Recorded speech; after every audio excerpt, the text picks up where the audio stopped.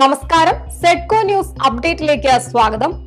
സംസ്ഥാനത്ത് pre primary വിദ്യാഭ്യാസം 2 വർഷത്തിന് പകരം ഇനി 3 വർഷം. 1ാം ക്ലാസ് പ്രവേശനത്തിനുള്ള കുറഞ്ഞ പ്രായപരിധി 2026 മുതൽ 6 വയസ്സാക്കുന്നതിന് ഒപ്പമായിരിക്കും ഈ മാറ്റം. ഇപ്പോൾ 3 വയസ്സിൽ പ്രീ പ്രൈമറി സ്കൂളിൽ ചേരുന്ന വിദ്യാർത്ഥികൾക്ക് 5ാം വയസ്സിൽ 1ാം ക്ലാസ്സിൽ പ്രവേശനം ലഭിക്കുന്ന സ്ഥാനത്താണ് 1 വർഷം കൂടി അധികം പഠിക്കേണ്ടി വരിക. ആശാവർക്കർമാരുടെ ഓണറേറിയത്തിനായി കേന്ദ്ര സർക്കാർ സംസ്ഥാനങ്ങൾക്ക് പ്രത്യേക ഫണ്ട് നൽകുന്നില്ലെന്ന് കേന്ദ്ര ആരോഗ്യ സഹമന്ത്രി പ്രതാപ് റാവു ജാദവ്. ആശാവർക്കർമാരുടെ കാര്യത്തിൽ പ്രാഥമിക ഉത്തരവാദിത്തം സംസ്ഥാന സർക്കാരിനാണെന്നും മന്ത്രി അറിയിച്ചു. ലോക്സഭയിൽ NK പ്രേമചന്ദ്രൻ MPക്ക് നൽകിയ മറുപടിയിലാണ് ഇക്കാര്യം മന്ത്രി വ്യക്തമാക്കിയത്. മാസപ്പടി കേസിൽ മുഖ്യമന്ത്രി ഔദ്യോഗിക പദവി ദുരുപയോഗം ചെയ്തെന്ന ആരോപണത്തിന് തെളിവുകൾ ഹാജരാക്കാൻ മാത്യു കുഴൽനാടന് സാധിച്ചില്ലെന്ന് ഹൈക്കോടതി. കരിമണൽ കമ്പനിക്ക് സർക്കാർ ഒത്താശ ചെയ്ത് നൽകിയെന്ന ആരോപണം തെളിയിക്കാനായില്ലെന്നും കോടതി വിധിയിൽ ചൂണ്ടിക്കാട്ടി.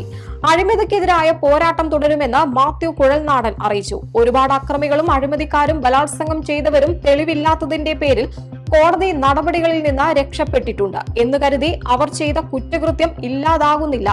ഉത്തരവിന്റെ പൂർണ്ണരൂപം കിട്ടിയതിനു ശേഷം സഹപ്രവർത്തകരുമായി ആലോചിച്ച് തുടർ നടപടികൾ സ്വീകരിക്കുമെന്നും അദ്ദേഹം പറഞ്ഞു.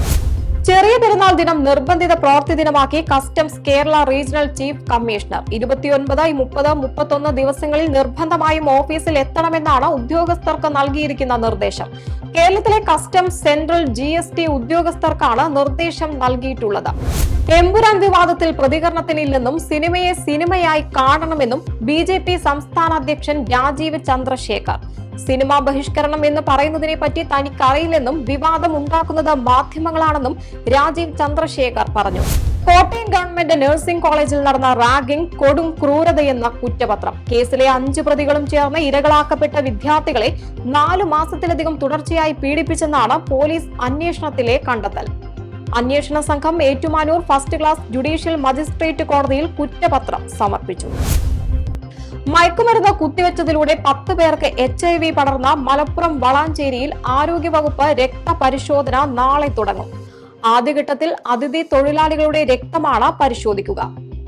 HIV സ്ഥിരീകരിച്ച 10 പേരിൽ ഒരാൾ മാത്രമാണ് വളാഞ്ചേരി സ്വദേശിയെന്നും ബാക്കിയുള്ളവർ പല സ്ഥലങ്ങളിൽ നിന്ന് ലഹരി ഉപയോഗത്തിന് വളാഞ്ചേരിയിൽ എത്തിയവരാണെന്നും നഗരസഭാ ചെയർമാൻ പറഞ്ഞു. ലഹരിക്കെതിരെയുള്ള ബോധവൽക്കരണവും ശക്തമാക്കുമെന്നും അദ്ദേഹം അറിയിച്ചു.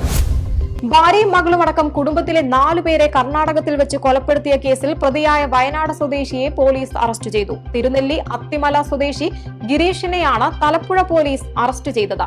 കർണാടക പൊന്നമ്പേട്ട സ്വദേശിയായ ഭാര്യ നാഗി, മകൾ കാവേരി, ഭാര്യ പിതാവ് കരിയൻ, ഭാര്യയുടെ അമ്മ ഗൗരി എന്നിവരെയാണ് ഗിരീഷ് കൊലപ്പെടുത്തിയത്. മ്യാൻമറിലും അയൽരാജ്യമായ തായ്ലൻഡിലും അനുഭവപ്പെട്ട ശക്തമായ ഭൂചലനത്തിൽ 150-ലധികം പേർ മരിച്ചതായി റിപ്പോർട്ടുകൾ. കെട്ടിടങ്ങൾ തകർന്നു വീണ നിരവധി പേർ കുടുങ്ങിയിട്ടുണ്ട്. രക്ഷാപ്രവർത്തനം പുരോഗമിക്കുകയാണ്. മരണസംഖ്യ ഇനിയും ഉയരാൻ സാധ്യതയുള്ളതായി ദൌത്യസംഘത്തെ ഉദ്ധരിച്ച് വിവിധ മാധ്യമങ്ങൾ റിപ്പോർട്ട് ചെയ്തു. അതിനിടെ ഭൂചലനത്തിൽ രാജ്യത്ത് ആയിരക്കണക്കിന് ആളുകൾ മരിച്ചിരിക്കാമെന്ന് യുണൈറ്റഡ് സ്റ്റേറ്റ് ജിയോളജിക്കൽ സർവേ ഒരു പ്രസ്താവനയിൽ പ്രവചിച്ചു. മ്യാൻമറിലും തായ്ലൻഡിലും ഉണ്ടായ ഭൂചലനത്തിൽ രാജ്യങ്ങൾക്ക് സഹായവും പിന്തുണയും വാഗ്ദാനം ചെയ്ത് ഇന്ത്യൻ പ്രധാനമന്ത്രി നരേന്ദ്രമോദിയും രംഗത്തെത്തിയിട്ടുണ്ട്.